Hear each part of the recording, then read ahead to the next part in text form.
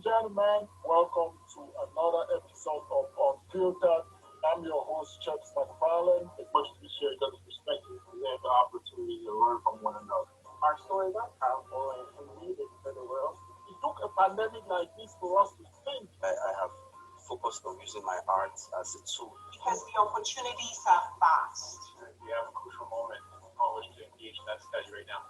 We want more people on board for justice, equality, and liberty.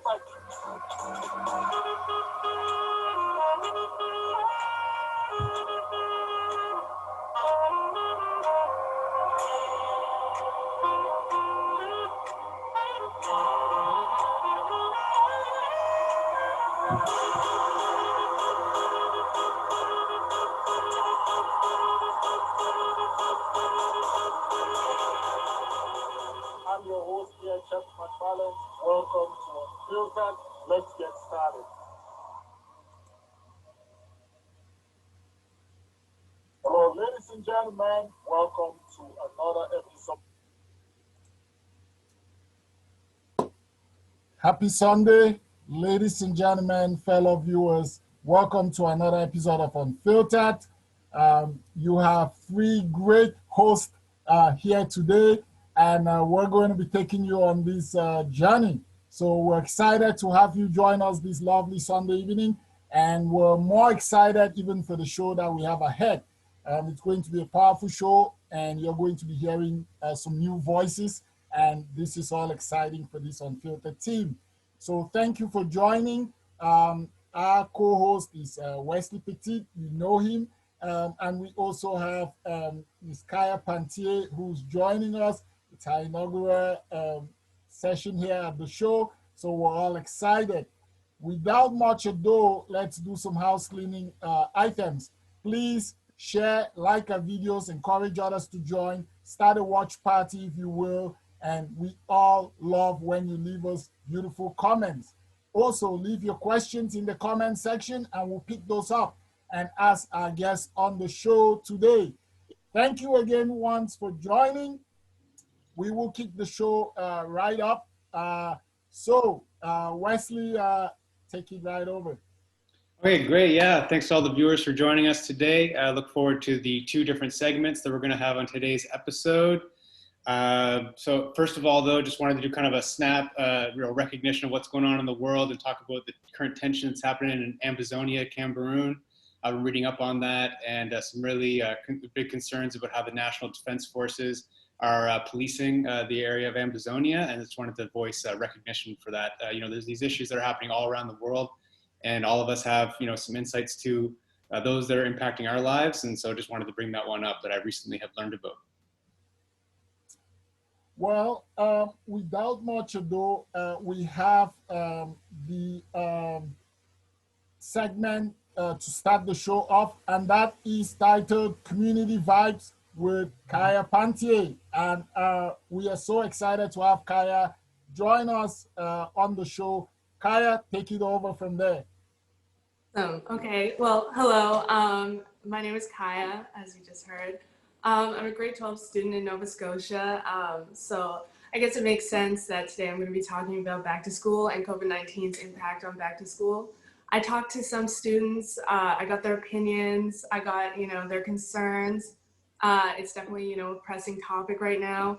So there's, lots of chatter about it online, in school, in classes. So yeah, I thought maybe I'd just start with a quick recap. So as we all know, Nova Scotian students went back to school on September 8th for in-person learning, which is, a big transition to make from 6 or 7 months of online schooling, quarantine, an extended March break. It's a big change. And it's definitely not the same going back. There have been guidelines put in place to make sure that everyone is safe, everyone's comfortable, healthy. So I thought I'd just go over those really quickly, just so that everyone's on the same page. And then we can get into kind of, student comments and opinions and how it's impacting daily life. So I've taken these directly from the Government of Nova Scotia's Back to School Plan, executive summary. So they should be accurate. I also, I'm in school, so I've seen some of these things in play. So, major differences are that school classrooms are being reorganized to create more space between desks. Your 6 feet distance standard. Hand cleaning is required before entering schools and classrooms. Mask wearing, it's not required for pre-primary grade up to grade 3, but a lot of the people that I spoke to are older than that. So it's not really applicable to what we're talking about right now. But it is required for grades 4 to 12 unless you're seated in a classroom all facing the same direction, or if you're eating or doing some kind of physical activity, such as sports, which some sports are on, some sports teams are not playing. I think that's at the discretion of administration, HRCE, all of that. I'm not super clear, I'm not in sports, but that's, something to be considered. Buses are still running the same, just masks are mandatory, they're being cleaned. And that's, that's the basics of, the guidelines for school. Other schools, larger schools are, having designated hallways, designated stairways. I know my school is longer classes to prevent people from moving around, to prevent too much mingling and congregating in the hallway. No lockers is a big one. I know that's frustrating for a lot of people my age, carrying around textbooks, carrying around homework, lunch, anything like that. Classrooms aren't always open to eat lunch in the high schools, which is, can be frustrating for people who don't want to be outside, especially as we get into winter. So there are some challenges that, I've been seeing, and I know that other students have been seeing in adjusting from online school to, our new normal, which is in-person schooling with restrictions.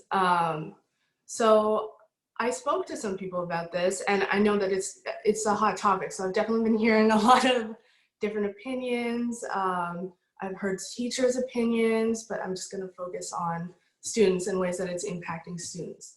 So I thought, firstly, there are two major impacts, two major things to speak on before we get into specific concerns. And the first one being mental health.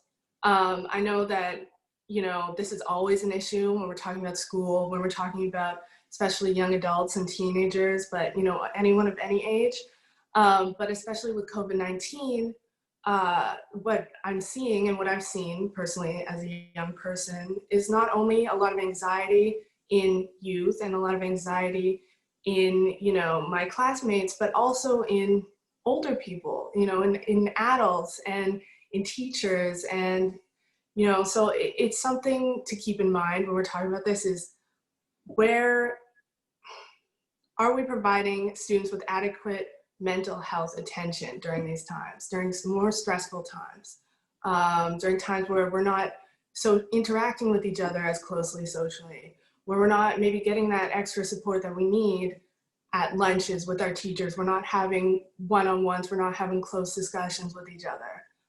So I thought I'd just put that out there first. And then secondly, I wanted to talk about how COVID-19 disproportionately would affect Black and Indigenous students. Now we know statistically, these are groups of people that are already at higher risk for COVID-19, but it's important when we're speaking about, online schooling, technology, bringing your own technology to school, which is something that is becoming more common now.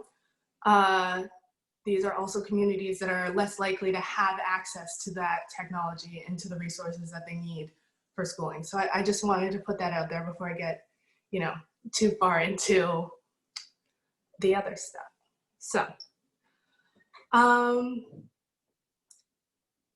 while I recognize that these guidelines are incredibly important for maintaining a safe environment at back to school, that is hands down without a doubt, mask wearing, social distancing, all incredibly important.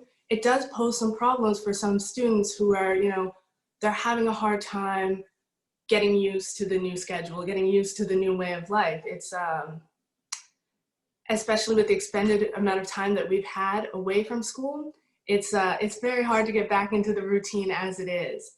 So I've spoken with some students who expressed to me their concerns over how their learning experience has been affected and how their safety is being handled.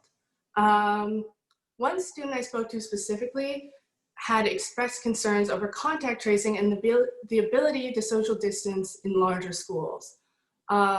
This is something that I think about a lot. I go to a large school. Even with designated hallways, even with designated stairways, there's, still crowding. There's still crowding in the hallways. There's still crowding going up the stairs. People, don't take it upon themselves to adhere to certain restrictions, like how many people can be allowed in a bathroom at a time, how many people can be in small spaces in classrooms at lunch, things like that, which is concerning as a student. I mean, I know I have people at risk at my home. I know lots of friends who are at risk, and I want to make sure that I'm being responsible for my health and their health, but it's definitely a struggle when, you can't really enforce that distancing in all of your peers. Their worry was basically that if we start to see more cases in the city, or if we start to see student cases, that there would be little that can be done to reduce the spread through schools. This is an anxiety that, is common. A lot of the people that I talked to felt this way, that, how can we maintain and sustain in-person learning if we have more cases? We're very lucky in Nova Scotia. We don't have a lot of cases, which is, wonderful if we look to other places in the world, look to other countries, other provinces. But it's still a concern for a lot of people. Yes, the students have found it hard to avoid crowds of people, and basically feels that if a student does contract COVID-19, there's no way to trace who they've been in contact with. I have 4 classes. I take 2 each day. There's maybe 20 people in each class. I go to a larger school, so it's a fairly big class size. Those people then have 3 other classes of people who might be exposed, and so on. So that's, a major concern that I've heard from a lot of students. The second most common concern that I've heard was the impact of reduced movement and longer class time on students' ability to focus and stay motivated in class. So, we want to prevent the movement of students, especially younger students who might want to, play with their friends or socialize in the hallway. We want to prevent them from moving around and potentially, giving each other germs, the virus, anything like that. Which means that students are meant to stay in one place for much longer than they've ever been expected to in class before, which causes some problems when it comes to staying motivated, interested in the classwork, feeling like uncomfortable, basically, is the feeling that it brings, that brings to mind for me. It's something I've heard from people of all ages, not just younger students, not just people in grade, 4, 6, a lot of even, people in grade 12 feel the same way. It also comes along with that difficulty of forming solid relationships with your teachers, feeling like, it's an issue that we saw with online learning, which is, basically online learning, people felt that, how are we forming these personal connections? How are we having this online, how are we having this online discussion with each other? How are we feeling close to each other? And then distancing, still, there's a damper there between those relationships. So, and especially with longer class times. And then, yeah, I think that was those were the major concerns I'd heard, especially, what rings true to me is relationships with other students, with teachers. It's a new normal that we have to adjust to. I think it's important to remember that ultimately a lot of the onus is on the individual to protect themselves and others. If students and staff take responsibility for their own health, and for the health of others around them, will be able to navigate these issues, these challenges a lot more successfully. Well, thank you so much, Kaya, for bringing us the community vibes right from the schools around. I know a lot of parents were listening attentively. Wes has a couple of follow-up questions with you, so go ahead, Wes. That was great, Kay. I think that was like really comprehensive and informative of the kind of vibes you're feeling at schools now, especially your high school.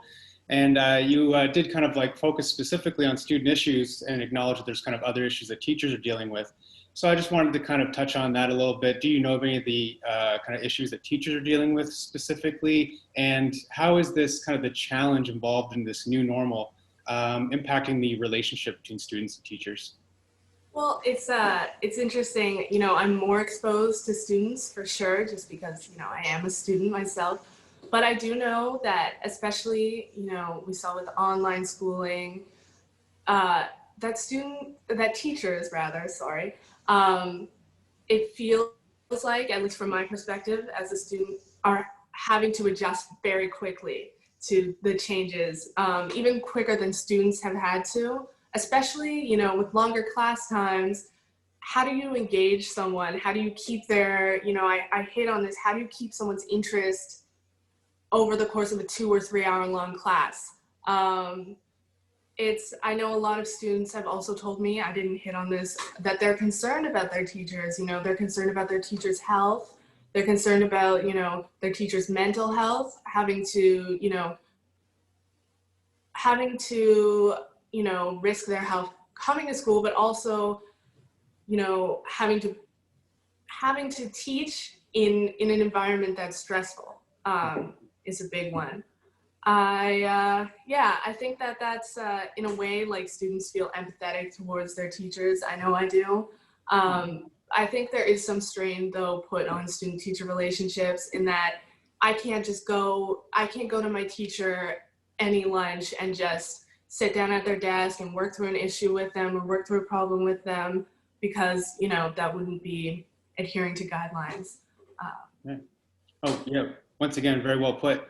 And I just had another question, because you acknowledge it's kind of, disproportionate levels of challenge that people are dealing with already marginalized demographics, you know, not having access immediately to technology necessarily as much as a more, a white family, well-off, high-income family, and the other struggles that different groups of students are dealing with. And although, you put it really well that we all have an onus here to, conduct ourselves in a healthy fashion and get through this, all take our part of the responsibility. But really, I do think there is an onus on the school system and on, the Ministry of Education to support, an effective educational process during this challenging time. So I was wondering, in what ways have you seen the school system develop, ways of helping people with those kind of, disproportionate challenges or different levels of challenge getting through this time? Well, I don't know if anyone remembers, during the course of online schooling and towards the end, there were multiple surveys sent out, at least from my school, and I think, other schools in the province, asking about technology and, availability of these resources, these things that we need to learn. I think, as always, I think it's really, really important to make sure that the resources are there and that they're being advertised there for mental health, for, where can I find technology? I know Chromebooks are being provided to a lot of students, calculators, things like that. I think, yeah, it's just important to make sure that people know where they can go. I mean, obviously we can't hold everyone's hand and guide them to where they need to be, but making sure that they know that if they need something, it will be available to them. Great. Well, thank you so much, Kaya. And if I may ask, just for our viewers, hopefully we will have the Minister of Education on the show. We've extended that invitation, and I am hopeful that we will have him sometime soon, and he'll be able to throw more light on a lot of issues that you raised. And hopefully you'll be available to ask some questions. But could you give our viewers a little sneak preview of some of what you have in store on this segment called Community Vibes with Kaya? Well, I mean, I think, a lot of what I'm going to be doing, if I, am correct, is speaking to people, especially youth, speaking to really getting people's opinions on these topics, really getting to know how people really feel, because I feel like that sometimes gets lost when we're talking about, big topics like COVID or, any issue like that. Just really getting out there and seeing, what the word is. All right. Thank you very much. Wes, I'm going to turn this over to you because our guest for today, Corey, is just in the waiting room, so we'll be bringing him in shortly. But Kaya, thank you so much. That's a very, very positive contribution from the community, and we look forward to what you have in store for us next time. I look forward to it too. Thank you. Bye. All right, yeah, so we'll get right into our next segment. Today we are welcoming another very special guest to Unfiltered, Mr. Corey Wright. Wright is an ambitious and highly active community organizer and inspirer, using his social media to regularly engage in a wide audience with compelling questions and thoughts. One recent post stated a simple call for solidarity and action, saying shout out to all nonprofit organizations out there putting in that work for the underserved, DM, and let's collaborate on something. Wright is currently working for a nonprofit organization, Freeman House, as a youth outreach worker, and he's also part of 902 ManUp. Along with activating community, Wright also writes and produces music. Much of Wright's story is found in journalism documenting his experience with the legal system, and beneath the surface details of that story is a richer and larger story about a person who has persevered through a challenging life, both curiously and deliberately. Wright has been characterized by investigative journalist Stephen Kimber as someone who understands the justice system well enough to know guilt and innocence often matter less than luck and cunning.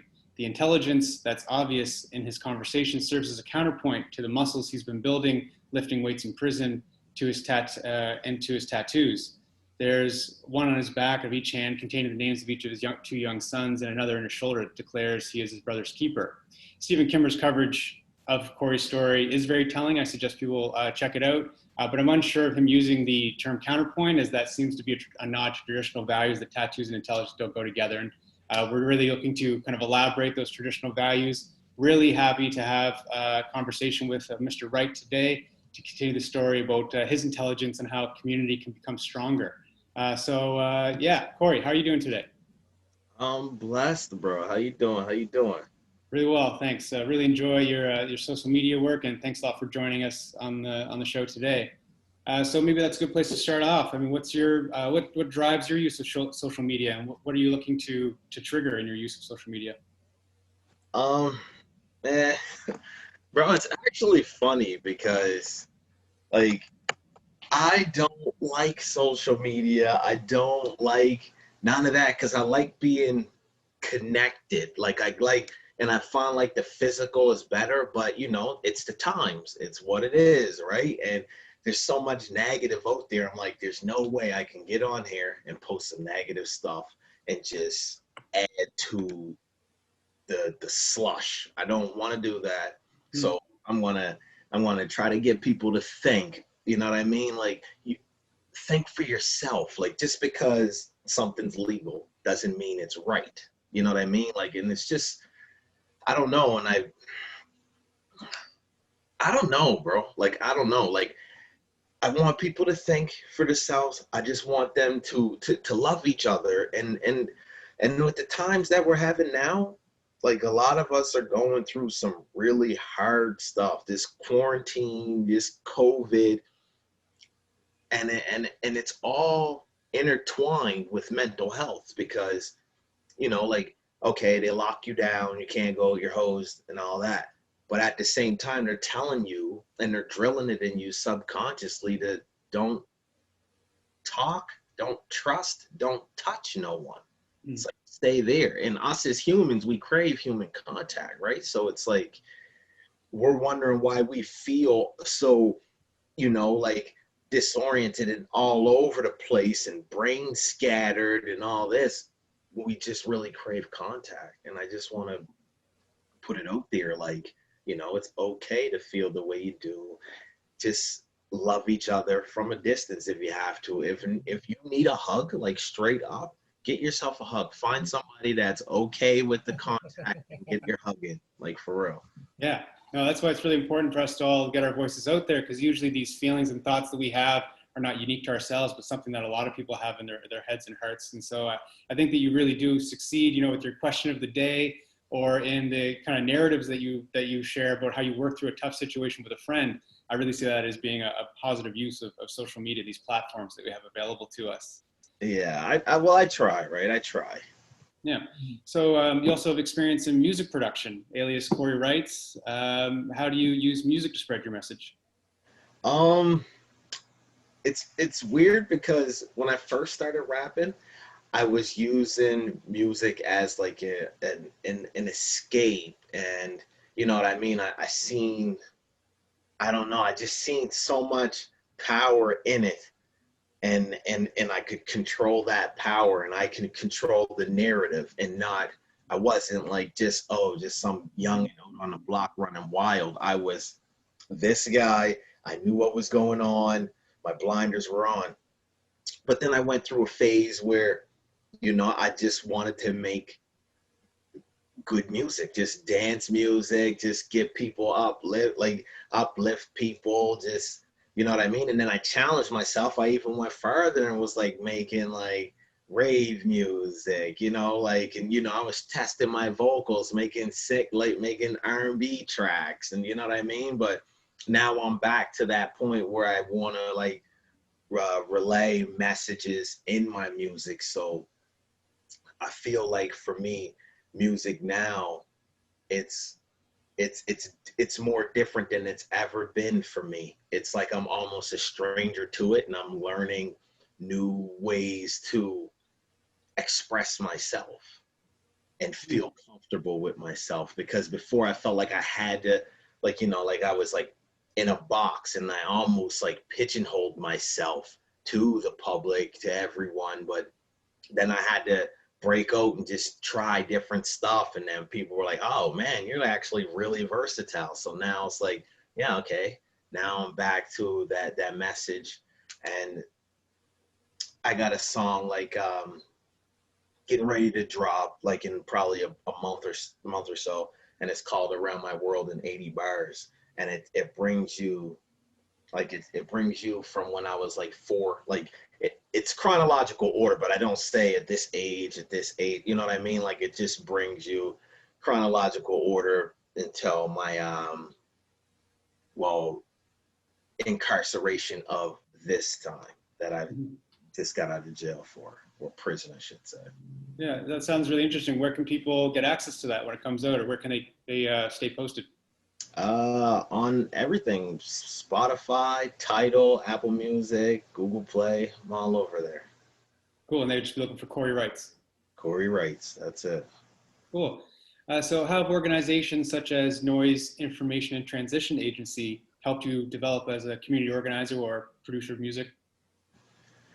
Well, Noise, me and my brother put this together, and we were both incarcerated, and we were sitting at our parents' kitchen table, and we were like, we got to do something for the guys, because every now and again, like, we'll call each other, hey, you hear so-and-so got owed, oh, he's doing good, blah, blah, blah. And we're like, okay, cool. And we'll try to make it a point to go meet up with the person, chop it up with them if they need anything, you know what I mean? Like, you need anything, let us know type of deal. And then we'll even call each other up and be like, yeah, you hear so-and-so got sent back or whatnot, blah, blah, blah. And we were like, you know what? We are the ones that can actually help guys transition. Like, they need to be able to transition from prison to the streets. I can't even say back to the streets, because when they were out last time or prior to their incarceration, it wasn't a successful, they weren't in a healthy place. You know what I mean? So I don't want to say back to, but transition into society and help them navigate through all the temptations and get them the tools in their tool belt to go build the future for themselves. Yeah, I mean, this is really inspiring and comprehensive stuff. You clearly see yourself as someone who can, change people's lives, and you use that agency to do just that. And so I'm wondering, is that kind of a feeling that you've always had, or is this belief in yourself as someone that can, improve your own life and help other people improve theirs? Is that something you came across more recently? Honestly, I've always felt like I was a leader. Like I felt like I was a leader, but I wasn't always comfortable with the role. You know what I mean? Like it was like, okay, yeah, I feel like I know when I speak, some people will listen, but I was like, no, I'm not. I don't think I'm ready for that role. I don't know enough. I don't want to lead no one astray. I don't, like it's just there was so much going on in my head, and there wasn't enough confidence to back it up. But then being incarcerated my second time, like the first time I got incarcerated, it was like, it was typical jail host politics. I got a unit cleaner job just to get out my cell, wash, wipe, mop down, do whatever, boom. You see the guards, don't talk to me. You're over there, I'm over here. If I'm doing anything, you got to catch me doing it. But then the second time I got incarcerated, and I was looking at life. So it was like, you know what? You actually need to change your life, because the way your life is headed now, it just seems like it's only getting worse. So therefore, you need to step it up. You need to understand the way things go in the world. So then I took the whole prison system that I was in, and I was like, okay, let's do this. Let's try to navigate all through this system, rub shoulders with everyone you need to rub shoulders with, and then get released. So I started off as unit cleaner, unit cleaner, and you say hello. You people get your personality. Then I went into I was the photographer, the picture guy. I go to VNC, take pictures of people with their families, take pictures at gatherings and whatnot. And then I went on to inmate committee. That's like, president or, prime minister of the institution. So I went on to that. And then I moved to another institution and did canteen. I made sure all these positions that I could hold, I had access to the whole population, to the whole institution, more or less. So people could see me beyond the blue shirt, beyond, what's in my file.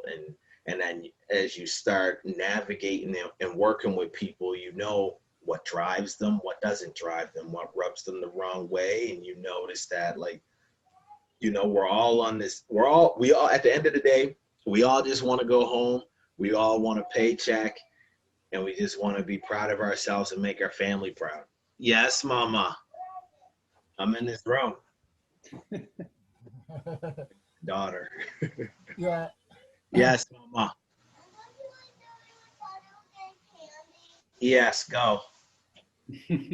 I said, make sure hold your hand and make sure you're not on the side of the street. Okay.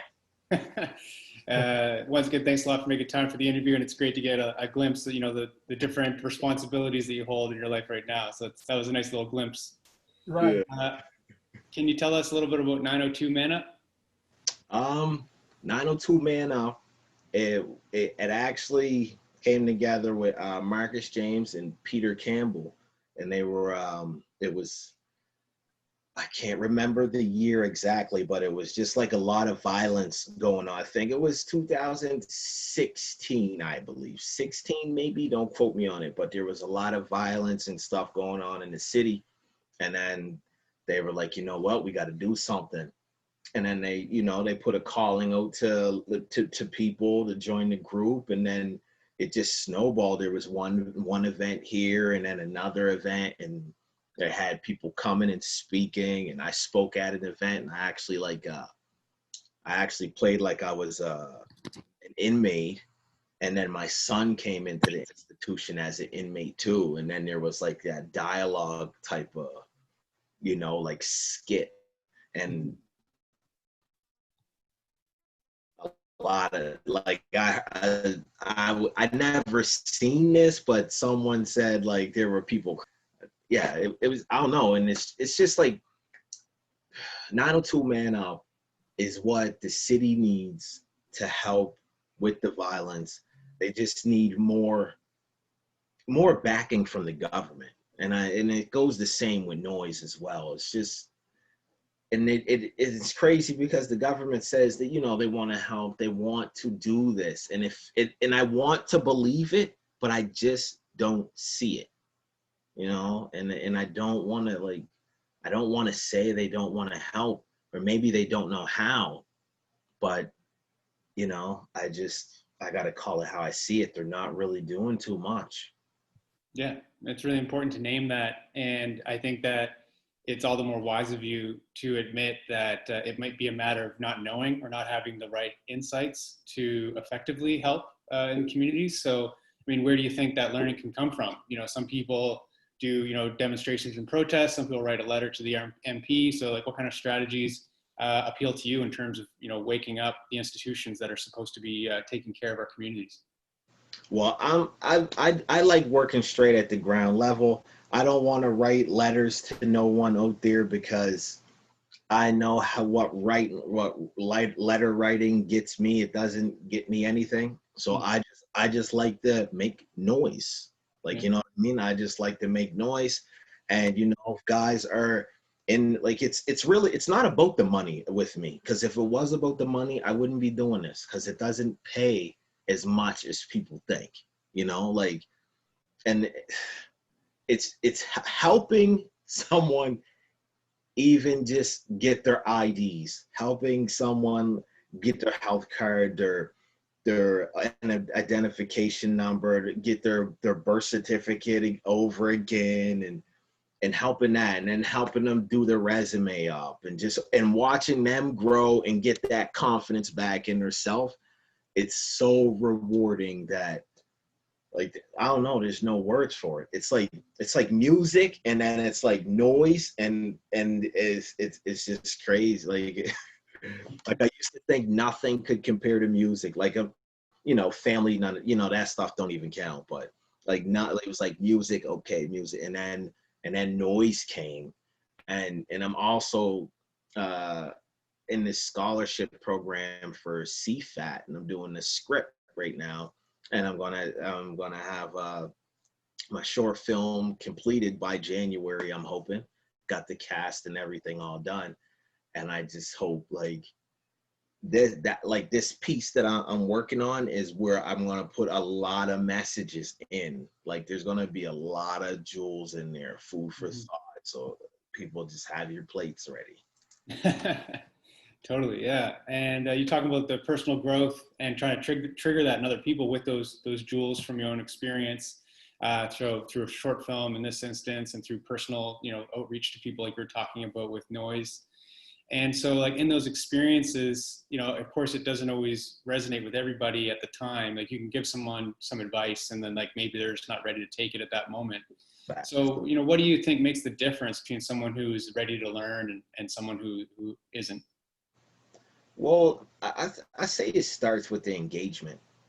You know what I mean? Like, you could, because I talk to people, and you can tell if someone's hearing it or not. And it doesn't even mean like, oh, they have to be eye contact, or, you know what I mean, and saying, yeah, as I'm talking and stuff. Like, that doesn't matter to me, because I don't use eye contact as much. I've been in prison so long, and it's like, eye contact almost means like, why are you looking at me, bro? Like, you got a problem. You got a problem. So you gotta watch that. So I don't really pay attention to that. I'm like, if I'm talking with someone and then they don't say anything, they don't have to say anything there, but then the next time I see them, they have a light in them, and they come and they say, what's up? Then I know that they sat with that, and they took that in our last conversation. And if they want to continue, cool.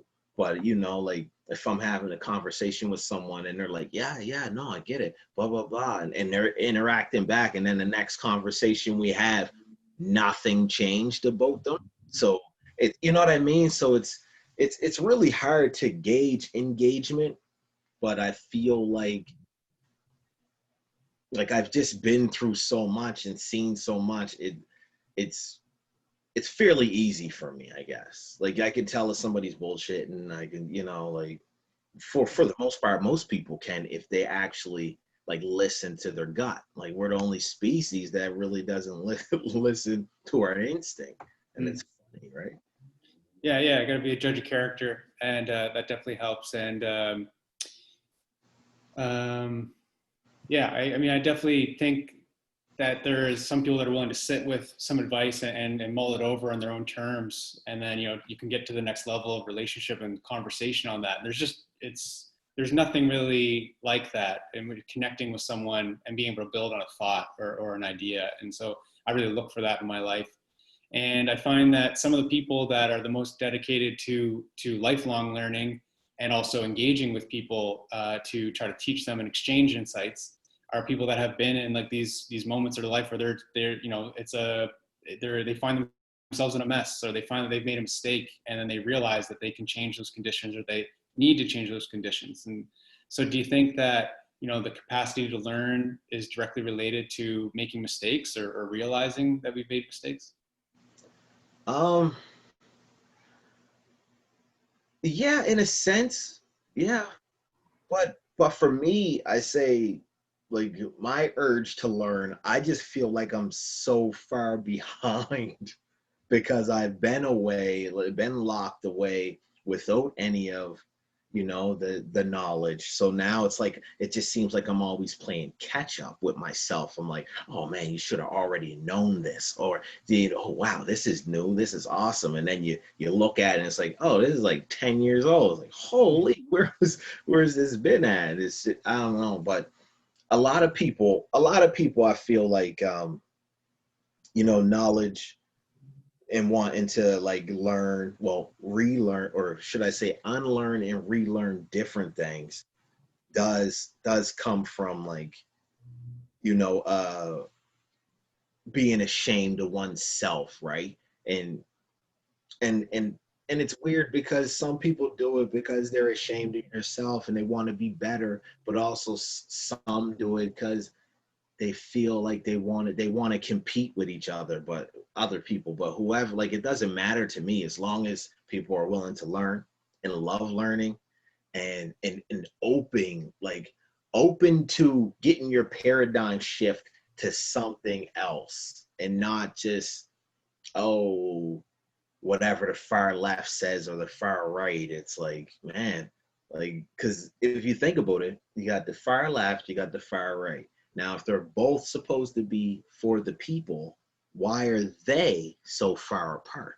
Mm-hmm. They should be in the middle. Like everything should be in the middle. There has to be common ground with everything. Neither party is 100% right, but yet we stick and we just go blindedly with one side, and it doesn't even matter. And if you're on one side and you're not with me, if you disagree, that means you're over there. No, it doesn't mean I'm over there. I'm just disagreeing with you.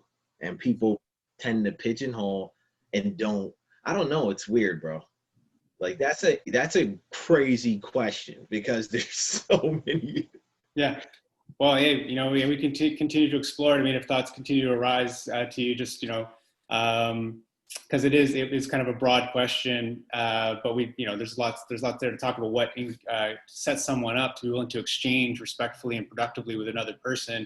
And I think it's like that point you said, we're realizing that not everyone has 100%. Like everyone knows something, but no one knows everything. That allows us to see the common ground, which is so often ignored. And I think that blind spots to that common ground are one of the main things that should be unlearned. I really like that term too, because unlearning really puts the learning process in a more complex way, in which we have these kind of assumptions that exist in us, and we have to let those go to continue to learn. So it's not like an accumulation of information that's constantly building up in our heads, but we have to process it and transform it, and that's our worldview. something that's really topical right now with the upsurge of the Black Lives Matter movement is people talking about, structural racism. So what do you find gets in people's way of acknowledging the existence of structural racism or engaging in, I would hope, a fairly common effort to eliminate racism from society? People just have to, I think like people just have to accept what it is, what it was, that it is real, and the country was built on it. And we have to understand that and realize that. And now, since the system was exposed to that, we need to either break down the system and then build another one, or we got to build an ecosystem and then that coexist with the system that we have. Yes, mama. I thought you guys were going to the store.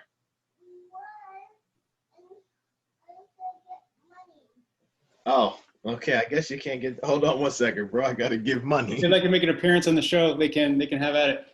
Oh, sounds good. Thanks to all our viewers. We're just gonna kind of have a little break while Corey takes care of Mama, and we'll be right back to the conversation. Once again, feel free to post a question in the comments, share the episode, start a watch party, just spread the word because the viewers make the show happen. Okay, welcome back, Corey. What's up? So yeah, I think we were getting somewhere in terms of people acknowledging the actual history of Canada and how it's necessary to change old long-running institutions to create a more respectful and equal society. It's really interesting. I saw you posting recently about the struggle with Mi'kmaq fisheries and how they were under attack, and they've created their own fishery since then.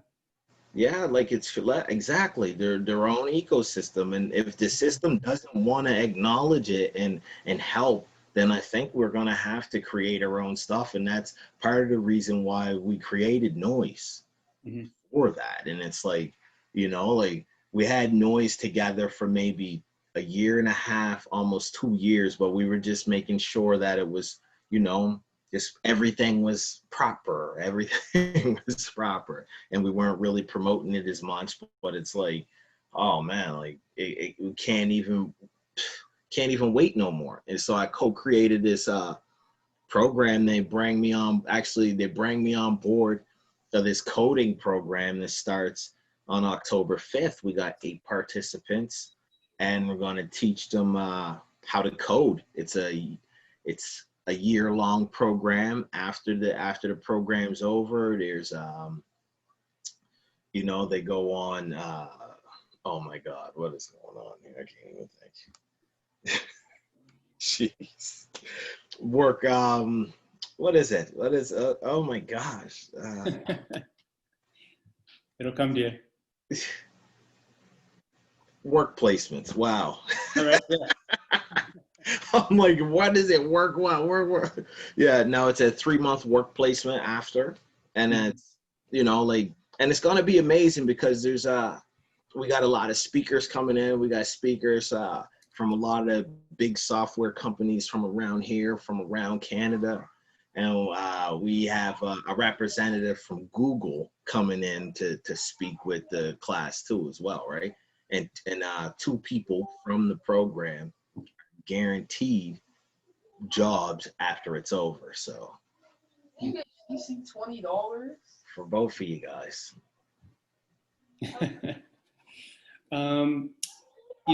We're talking a lot about personal struggle within the structures that exist in our society, and like here we have this kind of once again nice little glimpse of like your parenting responsibilities during the show. And so we're all these there's just so many responsibilities that all of us hold, or so many aspects of ourselves, that create who we are.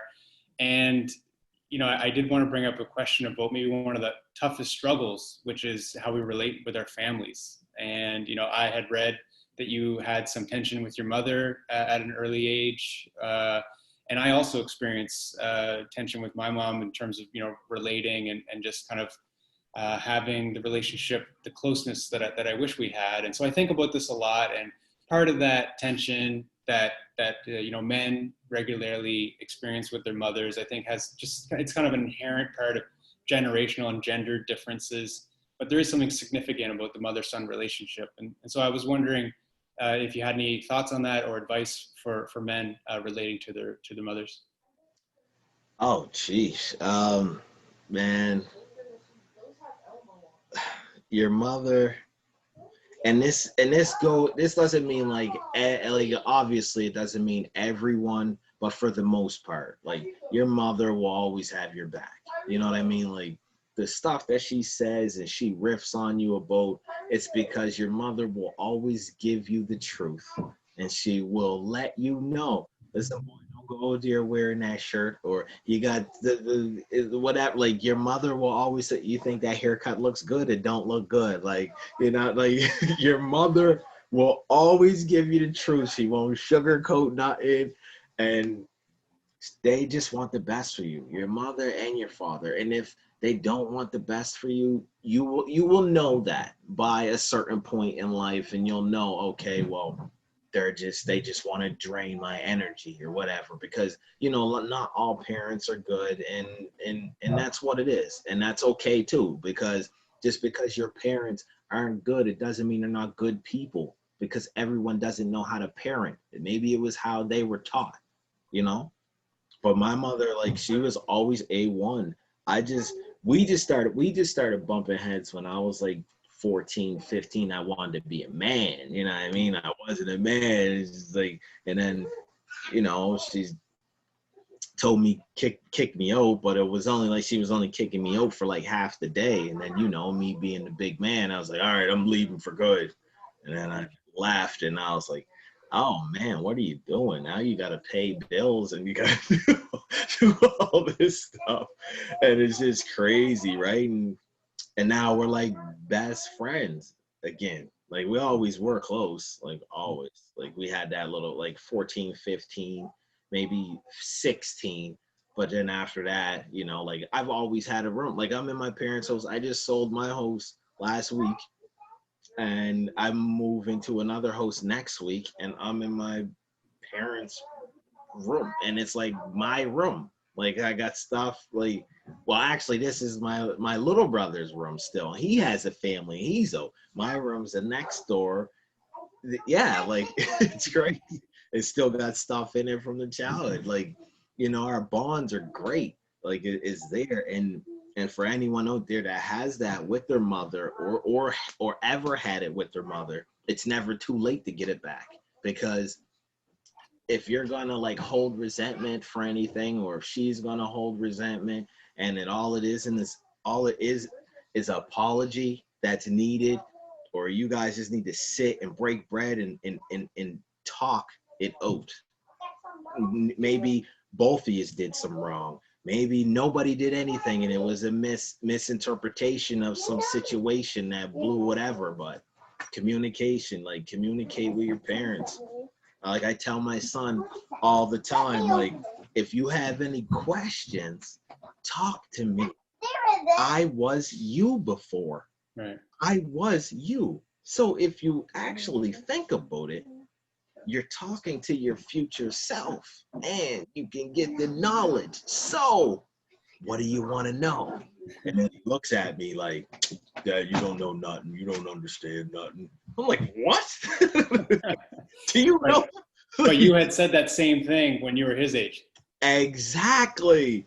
And it's like, and I say to him too, and that's the thing about it, because when I was his age, and I say to him, man, I'm not taking nothing from your life. I get it. You lived your life all these many years. So you are a man in your head. You are grown in your head. I get that. I'm not taking nothing from that. But when you get 20 something, when you get 25, you'll shift into a maturity where you'll understand, like, oh man, I thought I had everything together, but now I'm learning. And then when you get 30, you'll be like, I didn't know nothing. So now I got to rebuild myself. Then I ain't nowhere near 40 or 50, but I'm pretty sure life is a learning curve. It's just all we're all just here to learn and love. Yeah, yeah, yeah. And I'd like to explore more exactly like what's required for learning to take place, or unlearning for that matter. But maybe we'll let Chebs in here for a second if he has any questions that he wanted to come in with.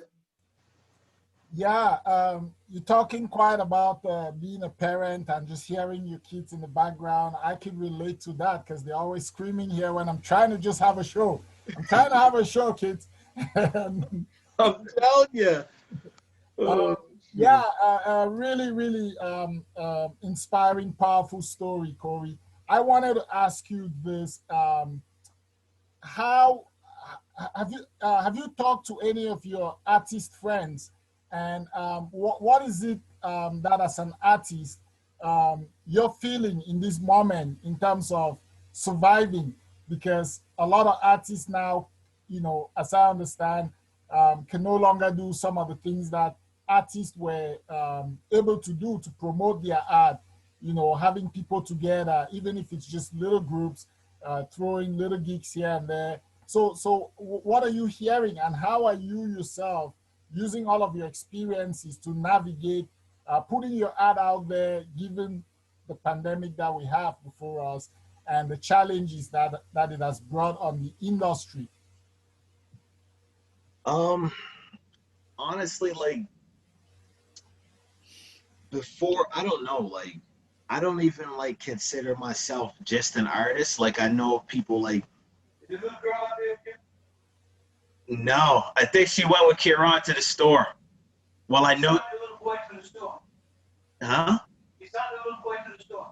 Yeah, And you know you're not supposed to give him the hook. yeah. It's not just the kids, eh? That's my dad. Well, my son's grounded. He's grounded, right? But I was grounded before, so I'm like, here, go stretch your legs, go to the store, right? Now I'm probably gonna get grounded again. Oh, jeez. But sorry. The boat. Yeah, I don't consider myself like an artist per se, but more or less like a creative. And it helped me focus on other things. Like I was saying, I got a scholarship for the script that I wrote, the short film, and I'm gonna put that up. And noise is coming around. Working on a whole music organization with some great, beautiful beings in this city, and where we can focus on like the hip hop scene, and like be more productive and more like supportive of all the artists, and not like you have certain organizations that don't really mess with the genres, like a lot of different genres. They just have these certain things they only deal with, and then that's it. And we're just trying to break that open. So I think like the quarantine and the COVID actually opened my mind to the business side of music more, and to other opportunities in other places, because there are, like you said, there are no shows. You got to do a virtual show now, and you know what I mean? Like you do have a gig, and then it's like, okay, you go book a show here, and it's like, okay, well, the capacity is 25 people, 50 people. It's like, well, if I got to pay this person, I got to pay that person, I'm basically doing this show. I'm actually paying people to come to the show, because I can't have that many people in the vicinity. And it's like, I don't know. And I'm a performer, and I like to perform. Like, I love being on the stage and interacting. Like, like I could do a show, like a virtual show, but I'm not sure how I would feel the energy. Like, I don't know. It'd be weird. Like, I don't know. Like, I don't know. Mm, Kudos to the guys that are doing it, though. right, right. I have heard you speaking on the radio and talking just about how the hip hop industry here in Nova Scotia hasn't received a lot of industry support. and so you were trying to change that with some of your mates to recreate the hip hop industry. So it gets that industry support, but it also gets the recognition that it needs.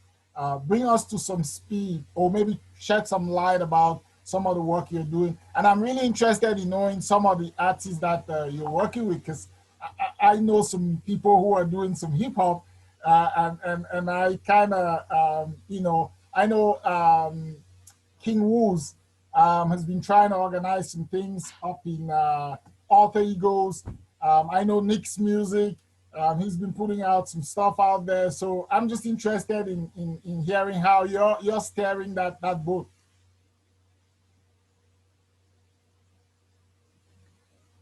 Well, it's actually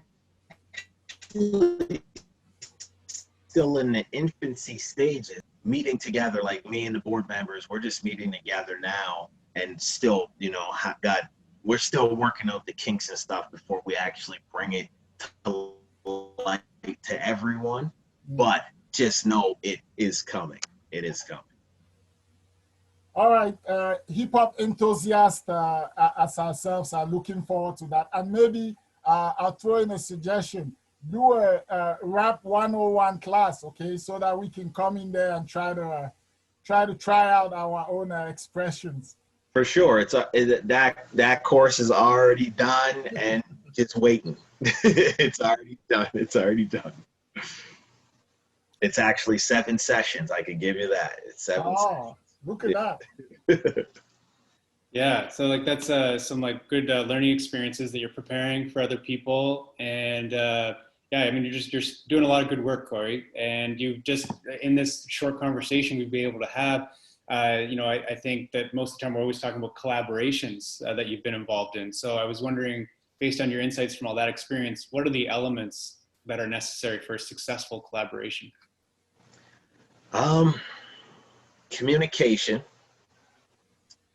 understanding, and I feel openness. Like you gotta be willing to learn. You gotta be willing to accept that you're wrong. You gotta be willing to voice your voice and not be in the back. Like, if you're collaborating with 4 or 5 people and everything, like everything's going good and everyone's saying something but you have good ideas and you've always had them. You write everything down, but you don't want to share like that. Like, and it's not, I shouldn't say you don't want to share your thoughts or whatnot, but like you don't want to bring them to the table and like, because you're afraid of being turned down or whatnot. Like you just got to be open. Because maybe your idea is better than 1, or 50 brains is better than 10. So you saying something could be wrong, but then someone said, no, it's not 100% wrong.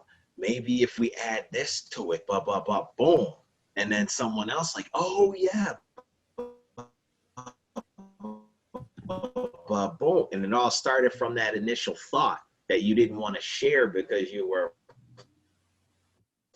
afraid that people were going to think it was stupid. Yeah, you broke up just a little bit. Your video broke up a little bit. Did you want to state that last statement again?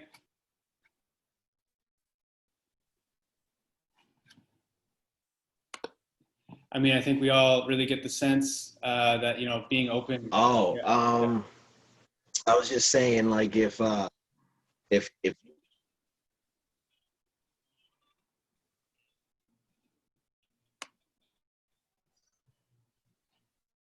You're muted, Mark. Yeah. Yes, fellow viewers, thanks for continuously watching. Leave comments if you have questions for Corey. Just be open to this talk about some of that. Yeah. Cool. I think we're getting back on track here, and yeah, thank you very much, Corey. Chebs. Yes, I was just saying, if our viewers, if anybody's joining us, we're having a great, powerful conversation with Mr. Corey Wright. And, he's a man of multiple talents, as he said. Artistry, he does a lot of community work, and we're just exploring his experiences lived and also other lessons that he wants to pass on. Wes, you could continue on. Thank you very much. I mean, I guess we passed the top of the hour here, and I definitely think that we should have Corey back for a panel on grassroots-led community development. And because I really enjoyed the conversation today, Corey. I just wanted to give you a second swipe at that question about like what can prepare someone for unlearning, or how can people that are interested in change reach out to people and maybe kind of prepare them for unlearning.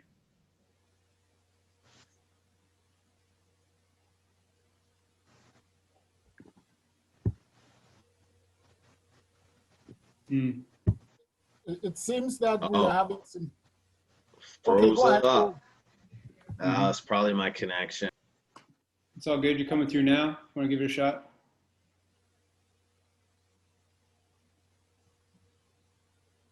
All right. Well, these are the difficulties we deal with the online show, but as I'm sure the viewers will agree, we had a high quality episode today.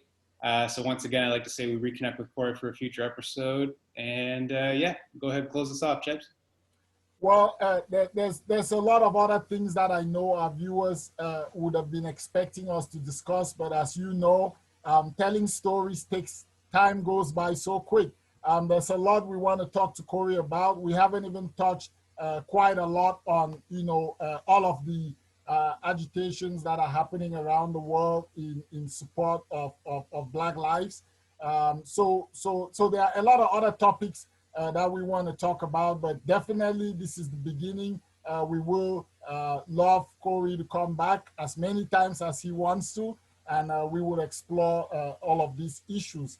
So I will just give Corey a chance to give us a final word, since we had some connection issues, and then we will try to wrap up. If you have any questions last minute that you want to ask, we can give a little bit of time. I'm sure Corey has some time, and we can answer those questions if you just leave them in the comment section. Corey, back to you. All I want to say is leave you with love each other, learn every day, and just because you're breathing, you're perfect. Many of the, that's just a sample of the wise words you have to share, Corey. Thank you very much for joining us today. Oh, no problem. Thanks for having me, fellas. I really appreciate it. I look forward to being back on the show sometime in the near future. Well, thank you so much for joining us, Corey, and we will have you. Thank you, Wes, also for being a powerful co-host. And folks, please look out for our next episode.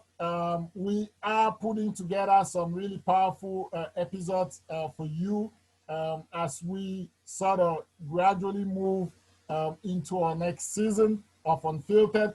So watch out, sign up to our page, follow us so that you can get notified when we are on. And we love you coming up and supporting us. Thank you. Much love. Bless. Bless.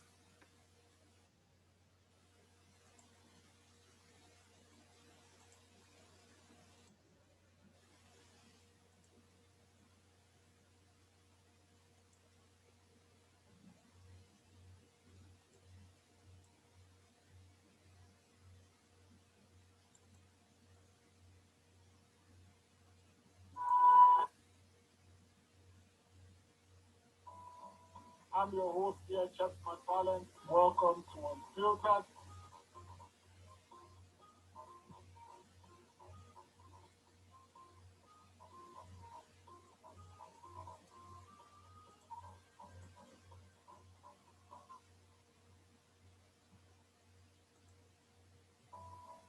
I'm your host here, Chuck McFarland.